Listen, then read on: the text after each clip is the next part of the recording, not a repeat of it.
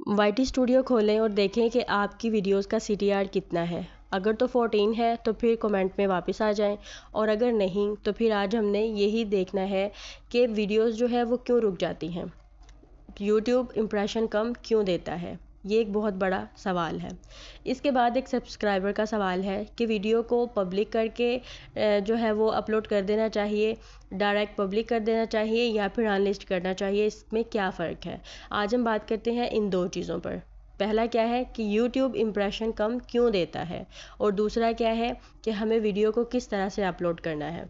अस्सलाम वालेकुम my YouTube family, मैं उम्मीद करती हूँ आप सब लोग ठीक ठाक होंगे और मैं भी ठीक हूँ अल्हम्दुलिल्लाह। और बस आज मैं देख रही थी अपने चैनल का वाईटी स्टूडियो, और मैं सर्च कर रही थी कि वीडियोस क्यों रुक रही हैं, तो फिर मुझे पहला सवाल ये मिला कि CTR चेक करें।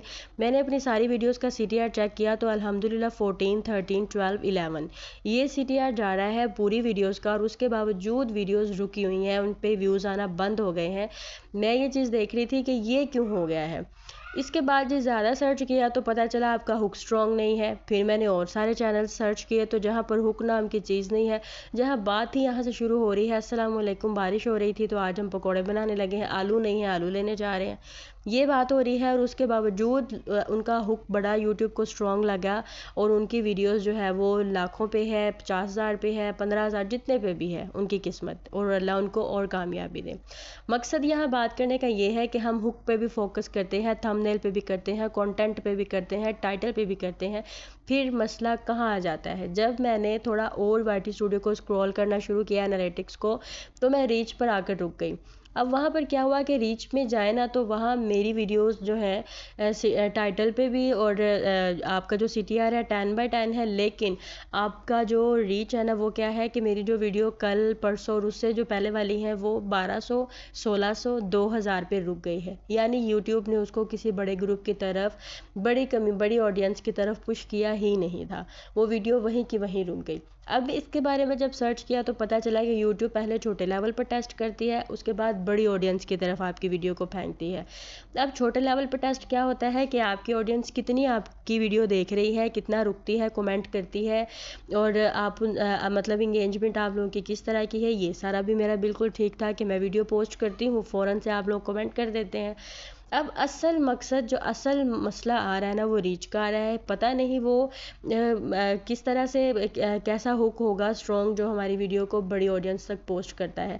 अब मैं आपको ये कह दूं कि अगर आप परेशान हो रही ना व्यूज़ नहीं आ रहे या क्या मसला है, सबसे पहले वाईटी स्टूडियो में जाके CTR चेक करना है और रीच चेक करनी है। ये आपने अपना बेस्ट बनाना है। इसके बाद आपने देखना है कि जब आपकी वीडियो 2000, 3000 स्टार्ट में जाना शुरू हो जाएगी ना लोगों तक, फिर आपकी वीडियो पर 600, 700, 800, 900 व्यूज़ आना शुरू ज़रूर हो जाएंगे।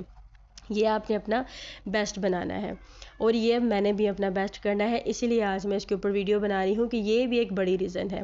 इसके बाद बात कर लेते हैं जी, वीडियो को पब्लिक कर दें डायरेक्ट या उसको अनलिस्ट कर दें, इससे क्या फ़र्क पड़ता है। फ़र्क कुछ भी नहीं पड़ता। मैंने दोनों तरह से ही वीडियोज़ को अपलोड करके देखा हुआ है।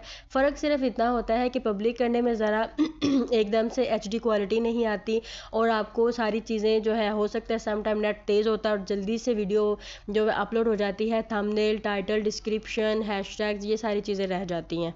तो जब भी वीडियो को अपलोड करें ना तो यही कोशिश करें कि आपने उसको अनलिस्टेड रखना है पहले, और उसके ऊपर अच्छी तरह से हैशटैग सारी चीज़ें लगा लेनी है, फिर उसको आपने अपलोड कर देना है। अदरवाइज़ व्यूज़ ज़्यादा आना, कम आना या कोई और मसला होना, ऐसा कुछ भी जो है वो फ़र्क नहीं पड़ता। अब हमने पहला फोकस क्या करना है कि हमने अपनी वीडियो पे इंप्रेशन बढ़ाने की सर तोड़ कोशिश करनी है, हुक स्ट्रॉन्ग बनाना है। स्टार्ट में कोई ऐसी बात करनी है जिसको सुनने के लिए लोग रुक जाएं और फिर पूरी वीडियो देखें, यानी इंटरेस्टिंग बनाना है। और इसके बाद इंशाल्लाह ताला जब इंप्रेशन बढ़ जाएंगे ना तो फिर हमारी वीडियो पर व्यूज़ आना भी शुरू हो जाएंगे।